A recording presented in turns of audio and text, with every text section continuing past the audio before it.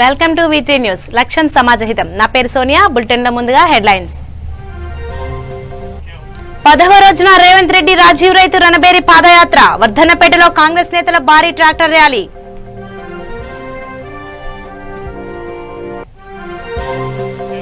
షాద్నగర్ లో న్యాయవాదులు నిరసన. పెద్దపల్లి హత్య కేసు నిందితులను అరెస్ట్ చేయాలని డిమాండ్.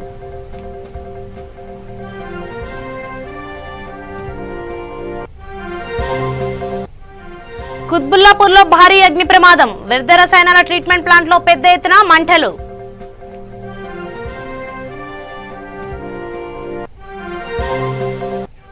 కొత్తగూడెం జిల్లాలో విషాదం. ఇంకుడు గుంతలో పడి చిన్నారి మృతి.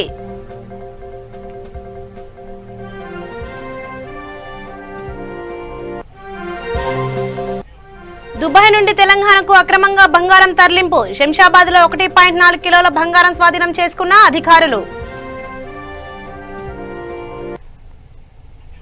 ఇక వివరాల్లోకి వెళ్తే, కేంద్ర ప్రభుత్వం తీసుకువచ్చిన రైతు వ్యతిరేక చట్టాలకు నిరసనగా రేవంత్ రెడ్డి చేస్తున్న రాజీవ్ రైతు రణబేరి పాదయాత్ర 10వ రోజుకి చేరుకుంది. చివరి రోజు రాజీవ్ రైతు రణబేరిలో భాగంగా ట్రాక్టర్ ర్యాలీ నిర్వహించారు రేవంత్ రెడ్డి. రాజీవ్ రైతు రణబేరిలో వర్ధన్నపేట కాంగ్రెస్ ముఖ్య నాయకులు వడ్డేపల్లి విజయ్ కుమార్ పెద్ద సంఖ్యలో కార్యకర్తలతో ర్యాలీలో పాల్గొన్నారు. ఈ సందర్భంగా డాక్టర్ వడ్డేపల్లి విజయ్ కుమార్ మాట్లాడుతూ, కేంద్ర ప్రభుత్వం తీసుకువచ్చిన రైతు వ్యతిరేక చట్టాలను వెంటనే రద్దు చేయాలని కేంద్ర ప్రభుత్వాన్ని డిమాండ్ చేశారు. ఈ కార్యక్రమంలో గోపానపల్లి ఎంపీటీసీ సుర రమేష్, వడ్డకొండ ఎంపీటీసీ అత్తి రేవతి, వర్ధన్నపేట యూత్ కాంగ్రెస్ అధ్యక్షుడు కొమ్ము రమేష్, పర్వతగిరి మండల కాంగ్రెస్ మహిళా నాయకురాలు తొర్రి పద్మ తదితరులు పాల్గొన్నారు.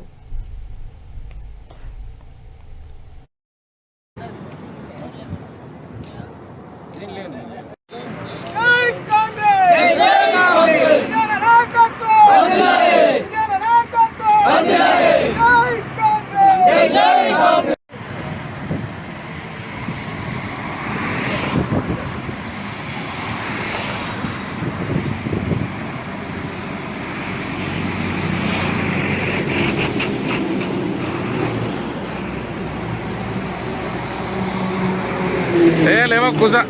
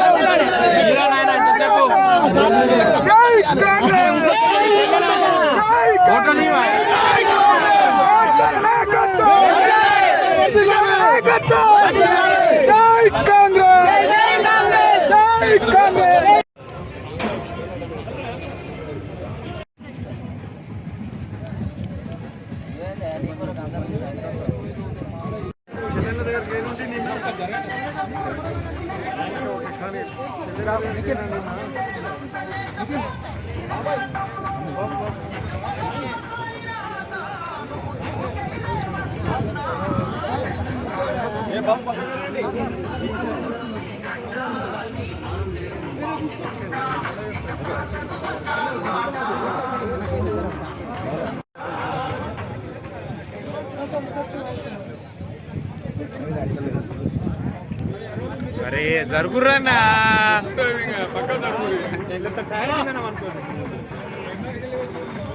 బాబా జరుగురా పక్క జరుగు.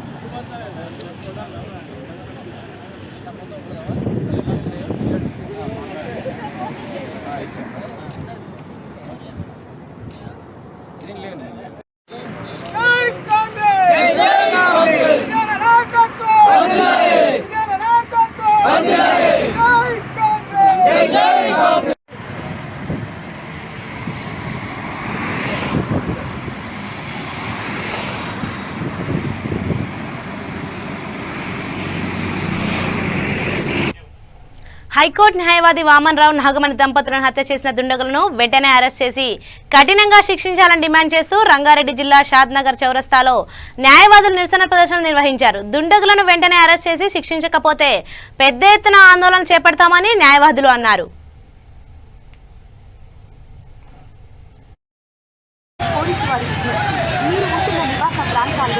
ఎవరైనా వాహనాలను అతివేగంగా కానీ రేసులు చేస్తూ కానీ ఆరంభించిన విపరీత ధోరణిలో మోపిస్తూ కానీ మిమ్మల్ని ఇబ్బందులకు గుర్తిస్తున్నారా?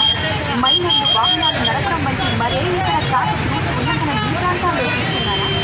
అలాంటి ఉల్లంఘనలను మీ మొబైల్ ద్వారా ఫోటో లేదా వీడియో తీసి టైప్ చేసి సైబరాబాద్ ట్రాఫిక్ వాట్సాప్ నెంబర్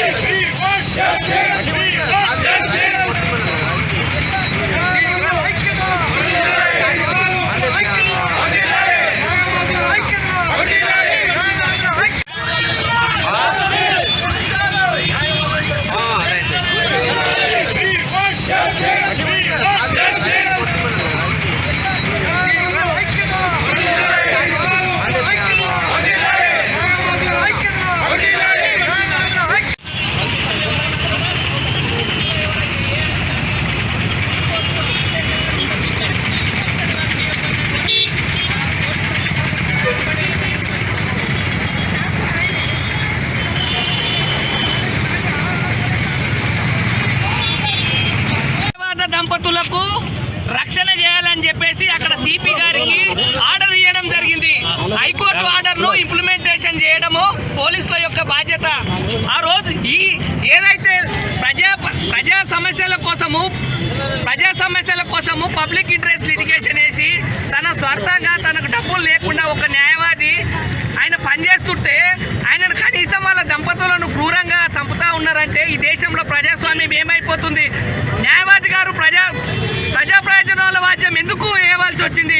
ప్రజా ప్రయోజనాల వాద్యం ఏనికి ప్రజాస్వామ్యం కుంటుపడుతుందని చెప్పేసి ప్రభుత్వం కూడా రాజ్యాంగానికి వ్యతిరేకం పనిచేస్తుందని చెప్పేసి చాలా కేసులలో ఏదైతే హైకోర్టులో తీసుకొచ్చిర్రో అవన్నీ కక్ష కట్టేసి న్యాయవాద దంపతులను హత్య చేసిర్రు. ఇవాళ వాళ్ళ పిల్లలు ఏం కావాలి, వాళ్ళ తల్లిదండ్రులు ఏం కావాలి, వాళ్ళని ఎవరు చూసుకుంటారు? ఇవాళ న్యాయవాదులు ఎవరికి శత్రువులు అయిపోయారు. న్యాయం కోసం పోరాడుతున్నాం. దుండిగల్లోని వ్యర్థ రసాయనాల ట్రీట్మెంట్ ప్లాంట్లో భారీ అగ్ని ప్రమాదం జరిగింది. రాంకే గ్రూపుకు చెందిన వ్యర్థాల నిర్వహణ కేంద్రంలో ఒక్కసారిగా మంటలు చెలరేగాయి. రసాయన డ్రమ్ములు ఉండడం వల్లనే మంటలు ఎగిసిపడినట్లు అనుమానిస్తున్నారు. మంటలు ఎగిసిపడడం గమనించిన ఉద్యోగులు అగ్నిమాపక సిబ్బందికి సమాచారం అందించారు.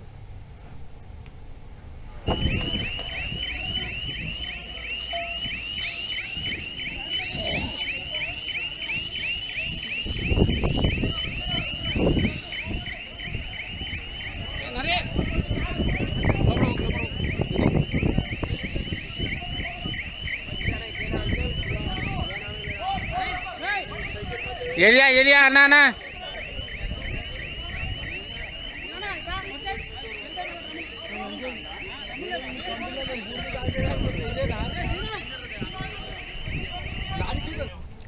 అభం శుభం తెలియని ఓ చిన్నారి ప్రమాదవశాత్తు ఇంటి ఆవరణలో ఉన్న ఇంకుడు గుంతలో పడి మృతి చెందాడు.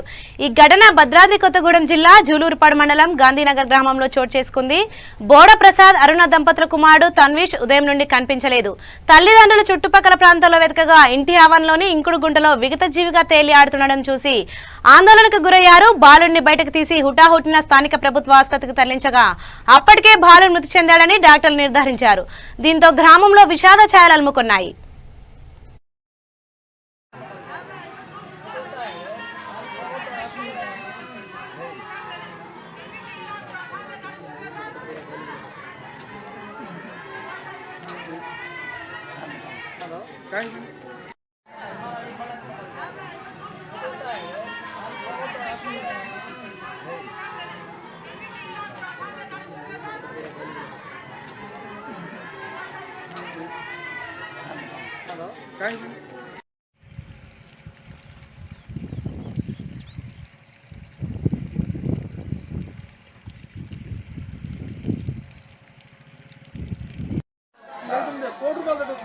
₹300 మొత్తం 3 కోట్లు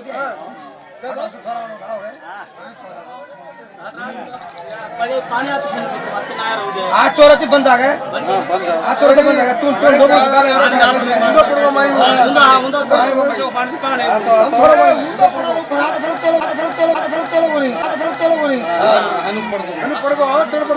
पानी पीले उतर ये मरवा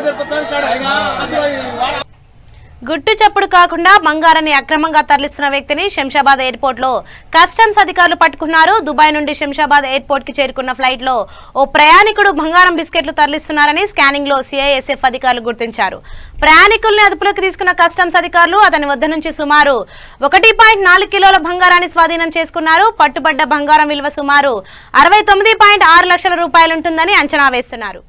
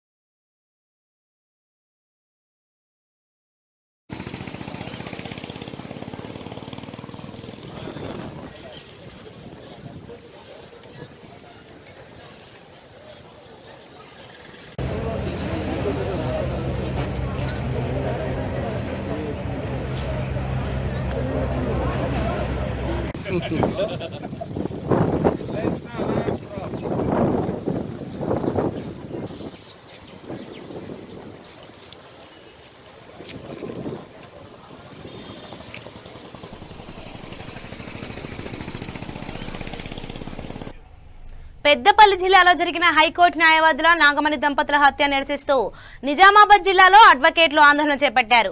కోర్టు ప్రాంగణంలో మానవహారం నిర్వహించారు. న్యాయవాదుల హత్యపై సమగ్ర విచారణ చేపట్టి హంతకులకు కఠిన శిక్ష విధించాలని డిమాండ్ చేశారు.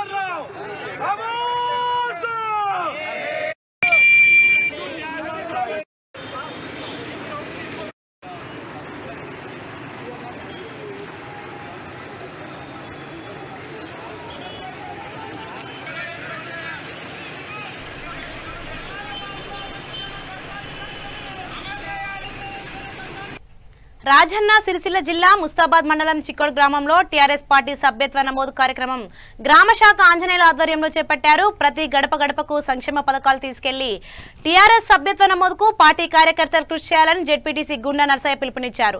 మంత్రి కేటీఆర్ దత్తత గ్రామమైన చిక్కోడు గ్రామం సభ్యత్వ నమోదులో ముందు వరుసలో ఉండాలని సూచించారు.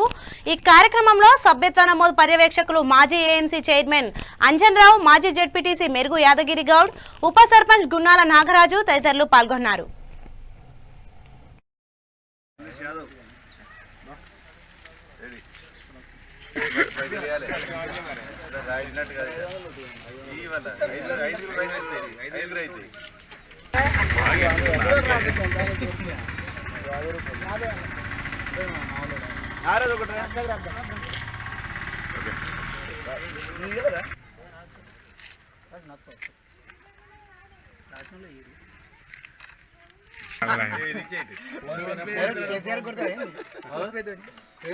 ఫోన్ పే అంటున్నావు, ఫోన్ తీ అంటున్నావు.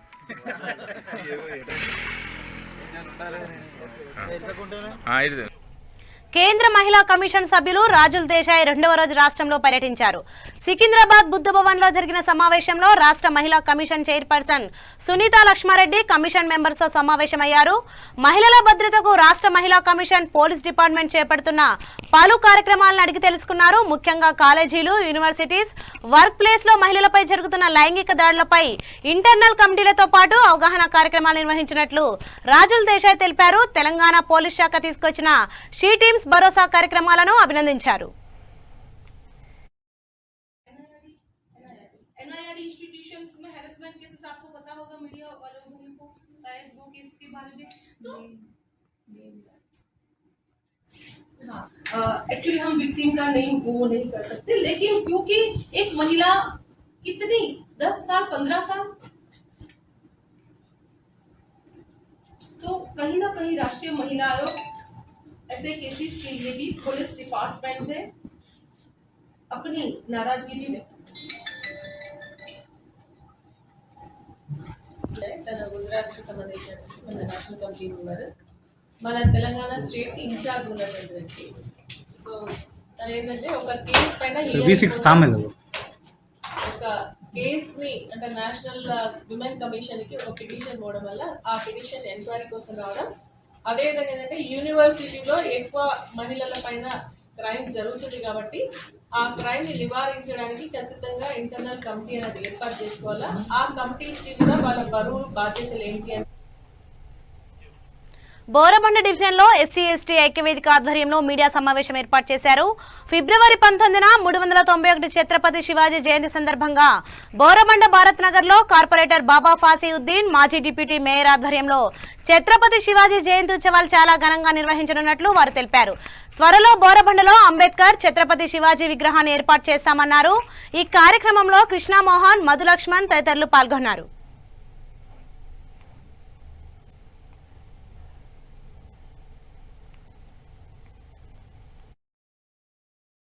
ఉప మేయర్ చేసినటువంటి గౌరవ ఉప మేయర్ మరి మాజీ ఉప మేయర్ అయినటువంటి మహమ్మద్ బాబా ఫాసీఉద్దీన్ గారు ఈ కార్యక్రమంలో పాల్గొనడం జరుగుతుంది. అలాగే గతంలో చూసుకున్నట్టయితే కొద్దిగా మిగతా రాజకీయ పార్టీలు ఇక్కడ వచ్చేసి ఏదైతే ప్రశాంత వాతావరణం ఉందో, మరి బోరబండ అంటే మత సామరస్యాలకు నిలయం ఇక్కడ. మరి గతంలో చూసుకున్నట్టయితే ఇది బహుజనులకు, మైనార్టీలకు సంబంధించిన అడ్డాగా చెప్పవచ్చు. అలాంటి ప్రాంతంలో మరి కొన్ని మత విద్వేష శక్తులు ఇక్కడ రావడం జరుగుతుంది. అంతేకాకుండా వారి పిలుపుతో ఇక్కడ ఉన్న ప్రజల్లో అశాంతిని నెలకొల్పాలనేసి వాళ్ళు బాగా చేస్తున్నారు. కాబట్టి మరి బోరబండ ప్రజలందరూ కూడా చైతన్యవంతులు.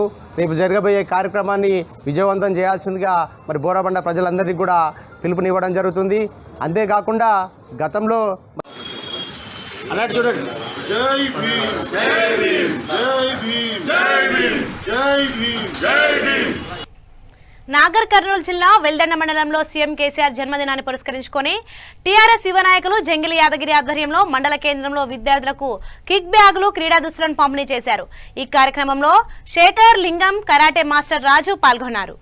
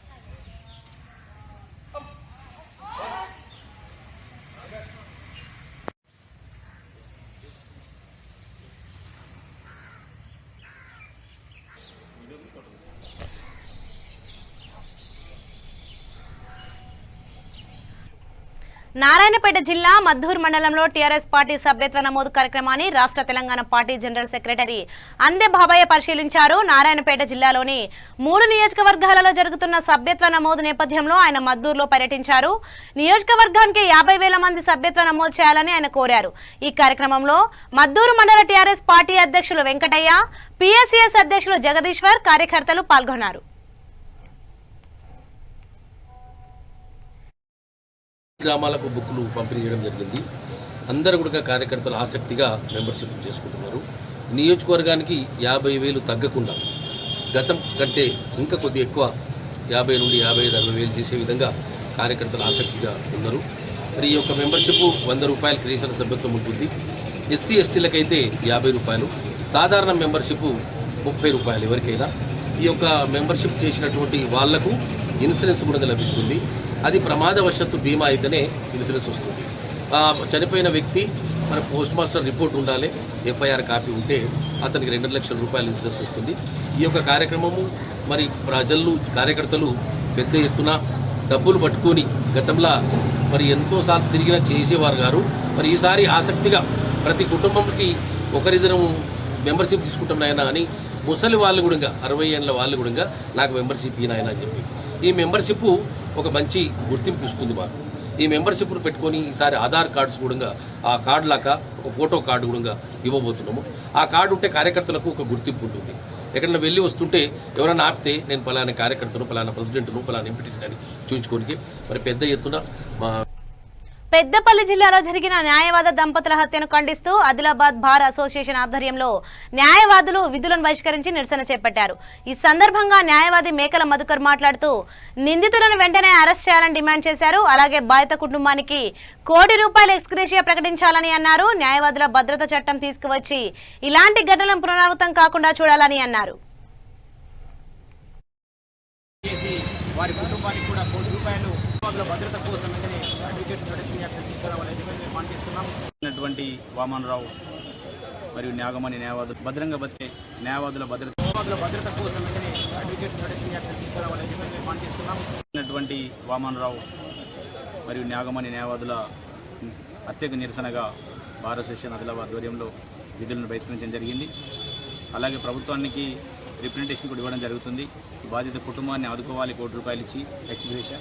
అలాగే న్యాయవాదుల భద్రత చట్టం తీసుకురావాలని చెప్పేసి ప్రభుత్వాన్ని డిమాండ్ చేస్తున్నాం. అలాగే నిందితులను వెంటనే శిక్షించడంలో ఉమ్మడి ఆదిలాబాద్ జిల్లాలోనే ప్రాచీన అతి పురాతనమైన జైన శ్రీ లక్ష్మీ నారాయణ స్వామి ఆలయ నూతన పాలక మండలి చైర్మన్ గా ఎన్నికైన పుండ్రు వెంకటరెడ్డిని జైనద్ ఎమ్మెల్యే జోగు రామన్న సన్మానించారు. ఆలయ పాలక మండలి చైర్మన్ గా ప్రమాణ స్వీకారం చేసిన అనంతరం పుష్పగుచ్చాలు అందించి అభినందించారు.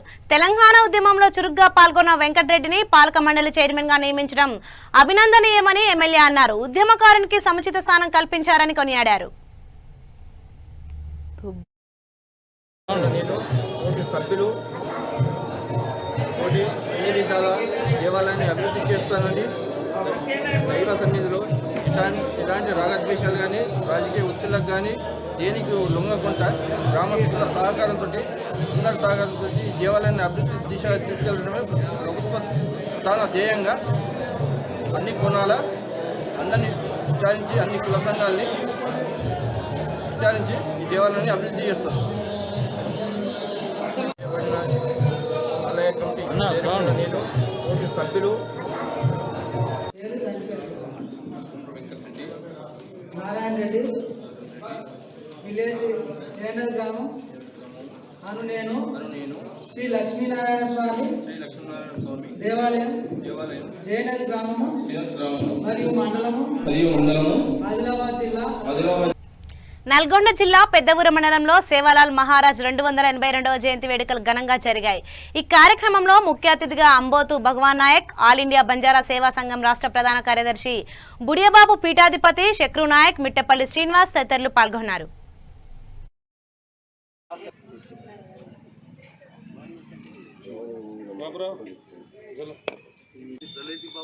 मनसुआ बापू एक दी बापू कोर मिले वो पूरी करें बापू गेलपू कर बादल चीजल आटकल बापू कुछ सीधंगा रे देव भय बापू तू बोल काय बोल बसको बापू काय नीस ఎక్కువగా ఉన్న ఈ పెదూర మండలంలో మరి ప్రతి ఒక్కరిని మరి ఈ సేవలాల్ మహారాజ్ మరి ఆయన అయితే ఏదైతే మాటలు మరి మా కోసం వదిలేళ్ళారో ఆ బాటలని గుర్తు చేయడానికి ఆయన ఒక జయంతి ఉత్సవాలు ప్రతి సంవత్సరం LHPS ఆధ్వర్యంలో ఇక్కడ చేయడం అనేది సంతోషకరమైన విషయం.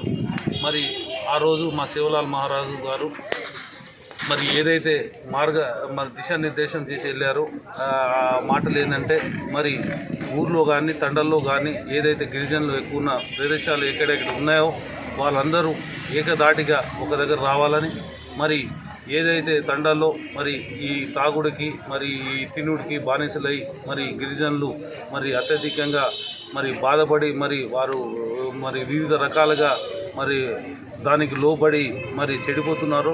అటువంటి చెడు మార్గంలోంచి బయటికి రావాలని చెప్పేసి ఆనాడే మరి మా శివలాల్ భయ్యబాపు మొత్తం తండాలు మహారాష్ట్ర యావత్ రాష్ట్రాలను తిరుగుకుంటా కూడా మన చరిత్రలో మనకి ఇక్కడ మన తెలంగాణలో చెప్పుకున్నట్టయితే మన హైదరాబాద్లోనే ఎన్నో ప్రదేశాల్లో తిరిగి మంత్రి శ్రీనివాస్ గౌడ్ ను ఆర్థిక మంత్రి హరీష్ రావు పరామర్శించారు. ఇటీవలే మంత్రి శ్రీనివాస్ గౌడ్ తండ్రి నారాయణ గౌడ్ అనారోగ్యంతో మరణించారు. ఈ నేపథ్యంలో మహబూబ్ నగర్ లోని శ్రీనివాస్ గౌడ్ ఇంటికి వచ్చిన హరీష్ రావు నారాయణ గౌడ్ చిత్రపటానికి పూలమాల వేసి నివాళులర్పించారు. ఆయన ఆత్మకు శాంతి కలగాలని ఆకాంక్షించారు. నారాయణ గౌడ్ మృతి పట్ల ప్రగాఢ సానుభూతి వ్యక్తం చేశారు. కుటుంబ సభ్యులను పరామర్శించి ధైర్యం చెప్పారు.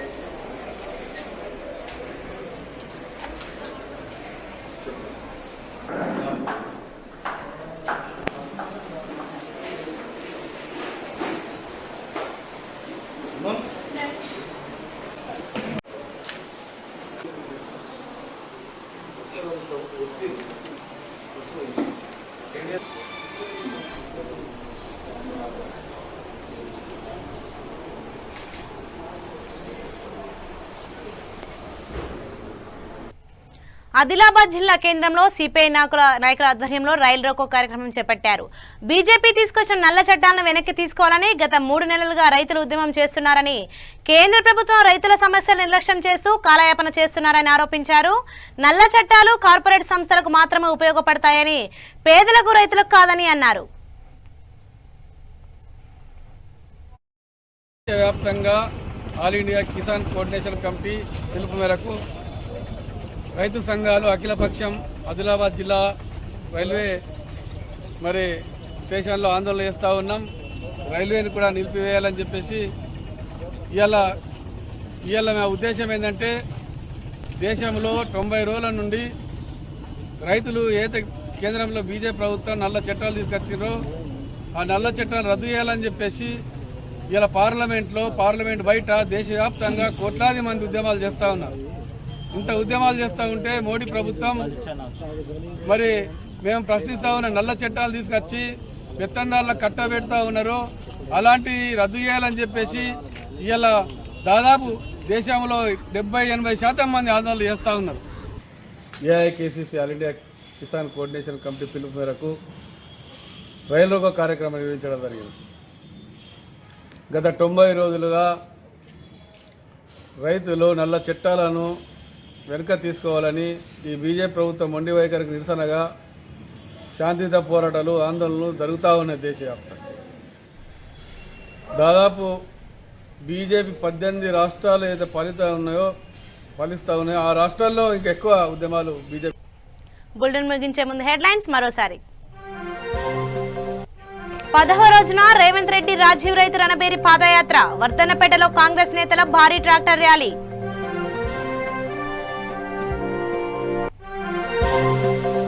షాద్నగర్ లో న్యాయవాదుల నిరసన, పెద్దపల్లి హత్య కేసు నిందితులను అరెస్ట్ చేయాలని డిమాండ్.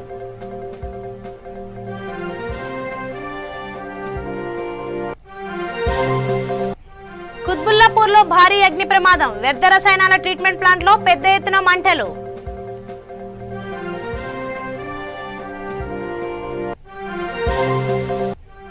కొత్తగూడెం జిల్లాలో విషాదం, ఇంకుడు గుంతలో పడి చిన్నారి మృతి.